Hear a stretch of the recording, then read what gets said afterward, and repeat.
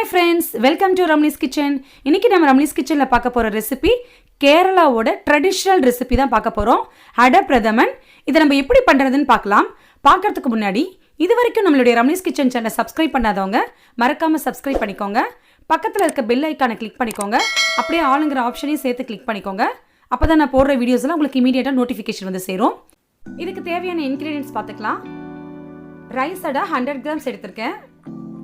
இது கொஞ்சம் ரஃப்பான ரைஸ் அடா. நீங்க பால் அடாக்கு எடுத்தீங்கன்னா டைரக்டா ஊற வச்சு சேர்த்துக்கலாம். நான் ரைஸ் அடா எடுத்தனால இது 10 to 15 minutes நான் ஊற வச்சு அதுக்கு அப்புறம் ஒரு குக்கர்ல ட்ரான்ஸ்ஃபர் பண்ணி ஒரு 4 to 5 விசில் வச்சு எடுக்க போறேன். இந்த ரைஸ் அடாவோட கொஞ்சம் வாட்டர் ஆட் பண்ணிட்டு அதுல ஒரு ஸ்பூன் சால்ட் சேர்த்துக்கிறேன்.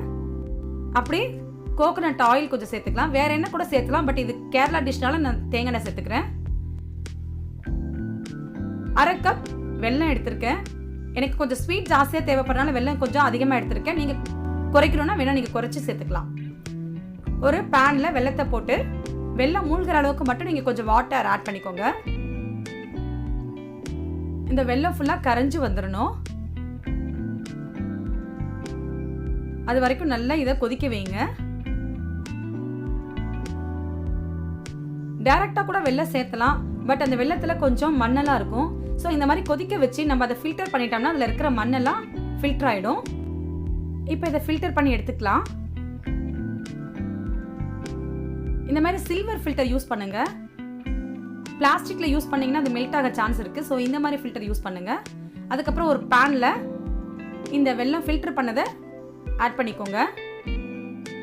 அதில் நம்ம பாயில்டு அடை இருக்கு இல்லையா, பாயில் பண்ணி வச்ச அடையை அதில் சேர்த்துக்கோங்க. இந்த வெல்லத்தோட சேர்ந்து அந்த அடை வேகணும் நல்லா. இது வெந்துட்டு இருக்கிறதுக்குள்ள நம்ம தேங்காய் பால் ரெடி பண்ணிடலாம். நான் ஒரு ஃபுல் தேங்காவை திருவி வச்சிருக்கேன். இதை வந்து நம்ம 3 கப் பாலாக எடுக்க போகிறோம். ஒரு திக் பால், அதுக்கடுத்தது 2வதா ஒரு பால், அதுக்கப்புறம் 3வதா கொஞ்சம் தண்ணி ஊற்றி பால், 3 கப் இப்படி எடுத்து வச்சுக்கணும். இங்கே பாருங்க, இது வந்து ஃபர்ஸ்ட் திக்காக எடுத்த பால், தண்ணி லைட்டாக கலந்து. இது செகண்டாக கொஞ்சம் தண்ணி ஊற்றி எடுத்துனது. இது வந்து 3வதா கொஞ்சம் தண்ணி அதிகமாக சேர்த்து எடுத்தது. ஃபர்ஸ்ட் இந்த 3வது பால் தான் ஊற்றணும், 2வதா வந்து இந்த செகண்ட் பால் ஊற்றணும். லாஸ்ட்டாக இறக்கிறதுக்கு 1 நிமிஷத்துக்கு முன்னாடி தான் அந்த திக்கான பால் ஆட் பண்ணணும். ஏன்னா ஃபர்ஸ்ட்டு திக்கான பால் ஆட் பண்ணிங்கன்னா அது திரிஞ்சிரும். ஸோ ஃபர்ஸ்ட்டு தண்ணியாக இருக்கிற தேங்காய் பால் தான் அதில் மிக்ஸ் பண்ணணும். இப்போ பாருங்கள், இந்த அடை வெல்லத்தோடு சேர்ந்து நல்லா வெந்துட்டு இருக்கு. இந்த நேரத்தில் நம்ம 3rd எடுத்து வச்சோம் இல்லையா ஒரு தேங்காய் பால், அதை சேர்த்துக்கலாம். அதாவது தண்ணியாக இருக்கிற தேங்காய் பால் இது. இதோட சேர்ந்து இந்த வெல்லம் அடை இந்த தேங்காய் பால் இதெல்லாம் சேர்ந்து நல்லா வேகணும். அந்த அடை வந்து வெல்லத்தோட டேஸ்ட்டும் சரி இந்த தேங்காய் பால் எல்லாத்தையும் சேர்த்து அப்சர்வ் பண்ற வரைக்கும் இதை நம்ம வேக வைக்கணும்.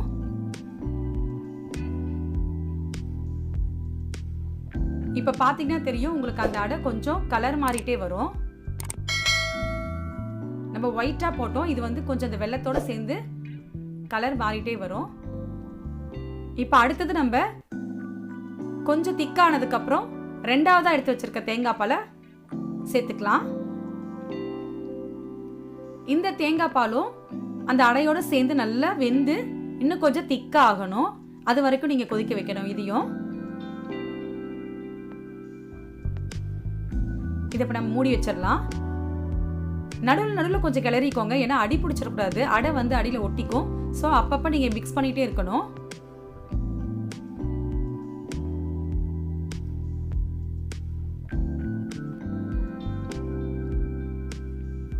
அடை பாருங்க ஓரளவுக்கு நல்லா வெந்து வந்திருக்கு. இப்போ இது வேகட்டும். அதுக்குள்ளேயே நம்ம முந்திரி தேங்காய்லாம் நெய்யில் வறுத்துக்கலாம்.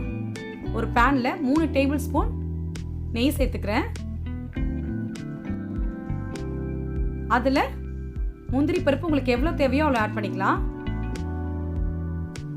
ரொம்ப தீஞ்சிடக்கூடாது, லைட்டா ஒரு ப்ரௌன் கலர்ல வந்தா போதும். அதுலயே குட்டி குட்டியா நறுக்கி வச்ச தேங்காய், நீங்க ரெண்டையும் தனித்தனியா கூட நீங்க வறுத்து போட்டுக்கலாம். நான் ரெண்டையும் ஒண்ணா சேர்த்துக்கிறேன். இது நல்லா இந்த நெய்ல வறுத்து எடுத்துக்கலாம். லைட்டா கலர் மாறினா போதும்.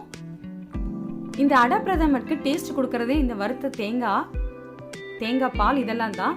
இதை சாப்பிடும் போது நடுவில் இந்த தேங்காய் நம்ம பல்லுல மாட்டோம். அதை சாப்பிட்றதுக்கு ரொம்ப நல்லா இருக்கும்.